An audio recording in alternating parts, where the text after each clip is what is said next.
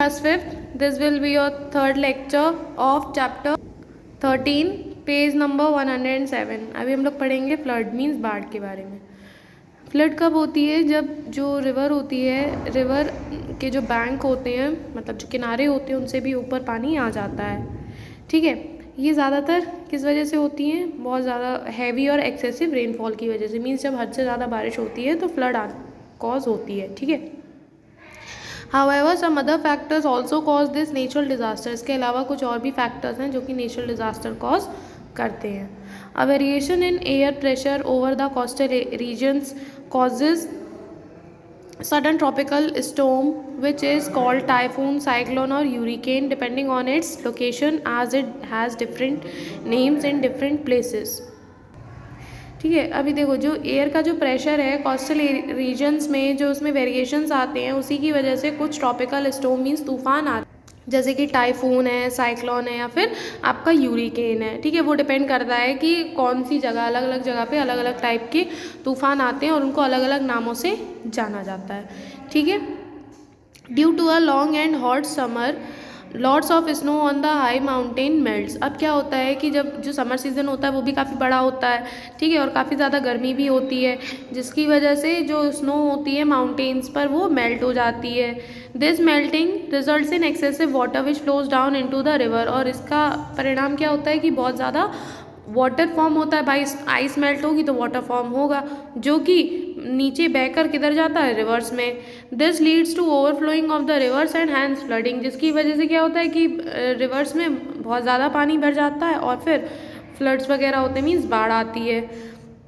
अ damaged dam में also cause extra and untimely water to be release into a river at a particular place. अब जैसे अगर dams वगैरह जो होते हैं, अगर इनमें ब्रेक हो जाता है तो भी क्या होता है कि हद से ज़्यादा जो वाटर होता है वो अनटाइमली रिवर्स में रिलीज हो जाता है।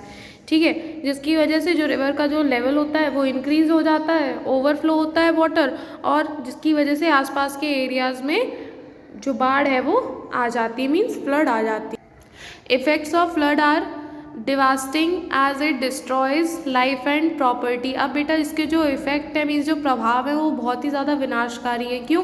क्योंकि ये लाइफ और प्रॉपर्टी दोनों को ही डिस्ट्रॉय कर देती है, मीन्स नष्ट कर देती है।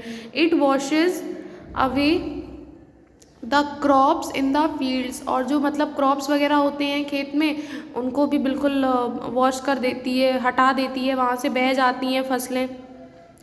जो इंसान होते हैं, लोग होते हैं, एनिमल्स होते हैं, प्लांट्स होते हैं, वो सब भी उनमें बह जाते हैं। There is water logging all around, और हर जगह पानी पानी भर जाता है।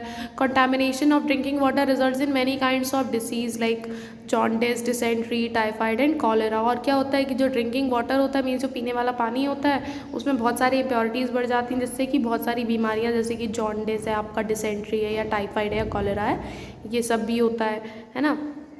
We can try to control flood by the following ways. हम फ्लड को कंट्रोल करना ट्राई कर सकते हैं कुछ तरीक़ों से। कैसे?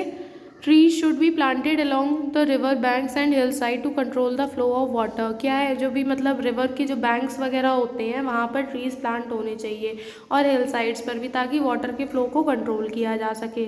ठीक है, we need to make embankments specially near residential areas. के अलावा हमें एम्बैंकमेंट्स बनाने चाहिए, स्पेशली जो रेसिडेंशियल एरियाज़ है, मीन्स जहाँ पर लोग रहते हैं, है ना, वहाँ पर ऐसा होना चाहिए, जिसकी वजह से जो वाटर का ओवरफ्लो है वो रुकता है, उसे हम रोक सकते हैं।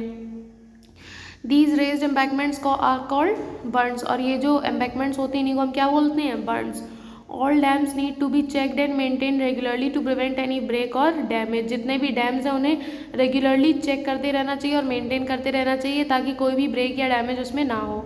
Another measure is to construct check dams. दूसरा स्टेप क्या है कि आप चेक डैम्स को बनाइए, which to can be a great help in controlling the floods, जो कि बहुत ज़्यादा हेल्प करते हैं किसमें? फ्लड को कंट्रोल करने में। ठीक है, आपका लेक्चर यहीं पर कंप्लीट होता है। अभी जितना आपको पढ़ाया गया उतना आप होमवर्क में रीड करेंगे। Okay, thank you class.